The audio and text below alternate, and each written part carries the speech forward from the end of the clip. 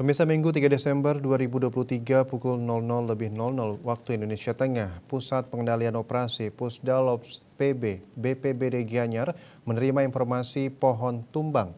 Pohon tumbang tersebut menghalangi badan jalan Desa Manukaya menuju Desa Pupuan. Jenis pohon yang tumbang adalah abesia dengan panjang sekitar 10 meter dan diameter sekitar 20 cm. Lokasi pohon tumbang adalah Banjar Tatak, Desa Manukaya, Kecamatan Tampak Siring, Kabupaten Gianyar. Tidak ada korban jiwa maupun kerugian akibat kejadian tersebut.